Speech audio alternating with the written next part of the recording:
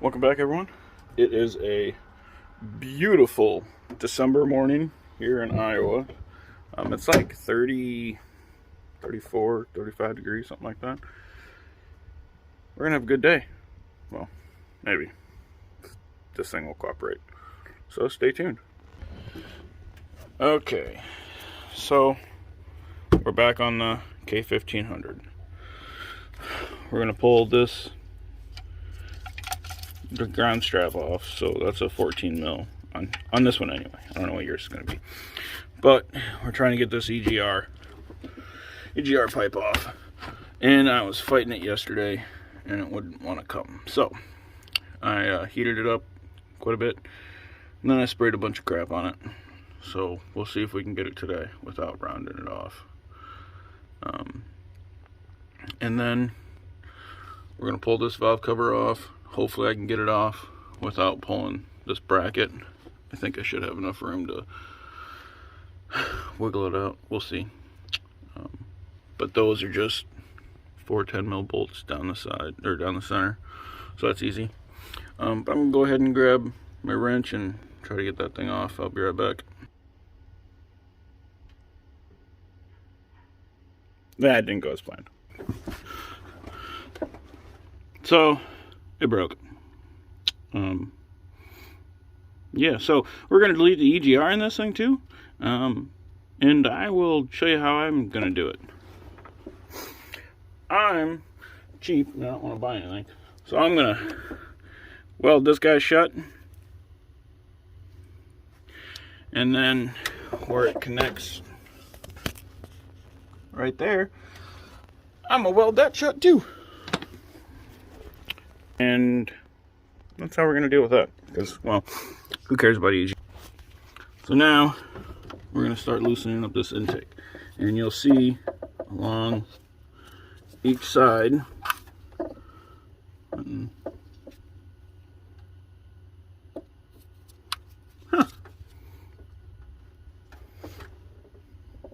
that's for my air filter. Change air filter. Neat. Anyway, along each side there's several 13mm bolts along there where the valve cover meets the intake / head. So we're going to pull those off on either side all the way down, and then I'm going to undo these 10mm bolts, and you can't see it because it's a 350 and there's crap all over it. So there's only 4. That one, that one, that one, and that one back there. So I'm going to undo those. I'll probably get this out of the way too, because, well, now we don't need it. So anyway, I'm going to work on getting the valve cover off and the intake off, and I will be right back. Okay, you do got to move this bracket out of the way. There's 3 up top, 1 there, stud there, bolt there, and then there's 1 on the bottom, and then there's another bolt on the actual power steering pump bracket down there, and you don't have to do anything with that, it moves. So you got to get that bolt out.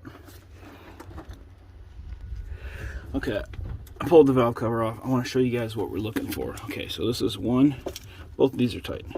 3, that one's a little loose, but it's not bad. That one is tight. Now watch this one. That is a collapsed lifter. And then these other 2 are good. So, that one's bad. Sucks. Okay, so we're going to pull the rest of these bolts out. We're also going to pull the distributor cap. And I like to mark the rotor to the base of the distributor. That way I can always put it back in the right spot. Okay, grab yourself a paint pen or a silver Sharpie.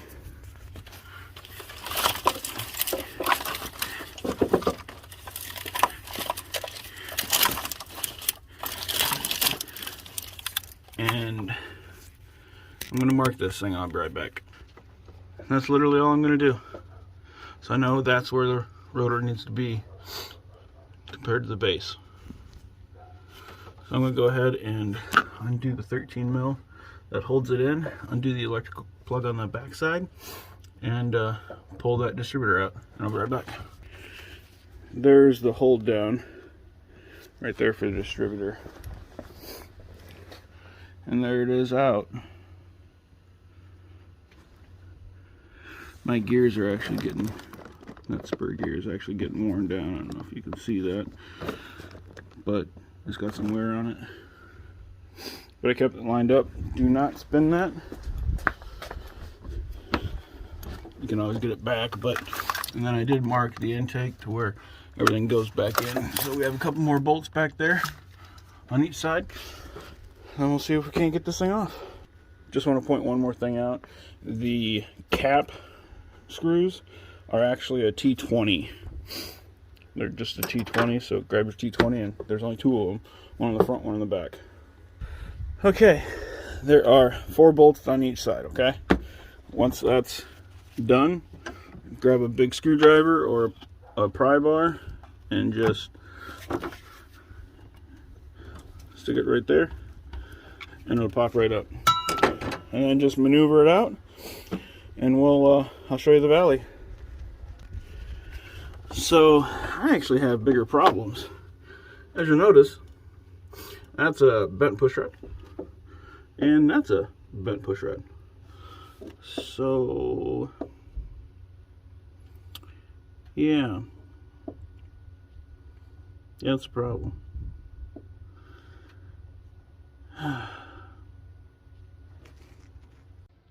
So with that finding,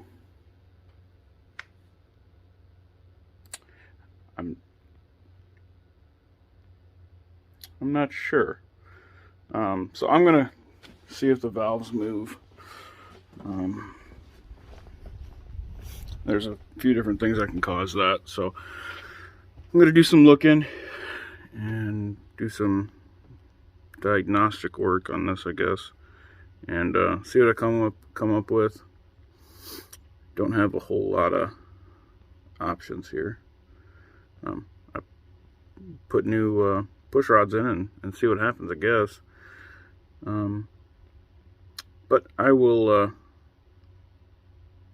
I'll be back. I'm going to do some digging quick. Hang on. This is going to be my assumption as of right now, based on my limited testing that I can do right now. I'm going to assume both of those lifters are bad. That's what I'm thinking.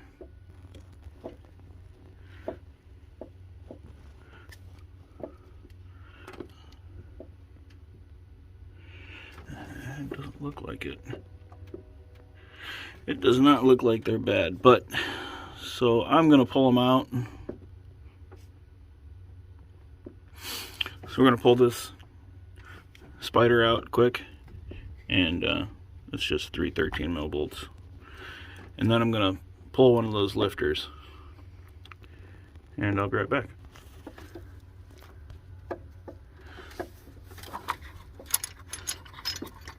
So just pull that little guy off. And I'm gonna have to loosen that a little bit.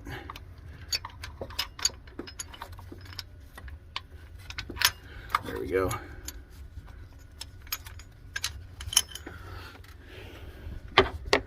So that is our push rod.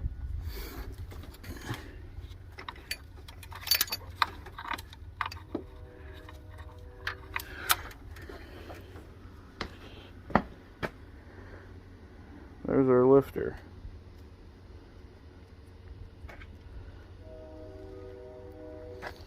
Huh. All right.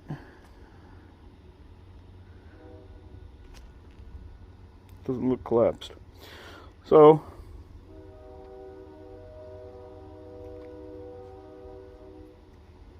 I guess we'll put a new one in there, put a new push rod in there, and see what happens. So I actually think the lifter is seized. I'm going to tear it apart and see what I can't figure out, but I think it's seized. So yeah, I'll be right back, see if I can't tear it apart. Okay, so I have no idea what's wrong with those other lifters if they're bad. I don't know if this is going to work, but so I have lifters out of my Camaro.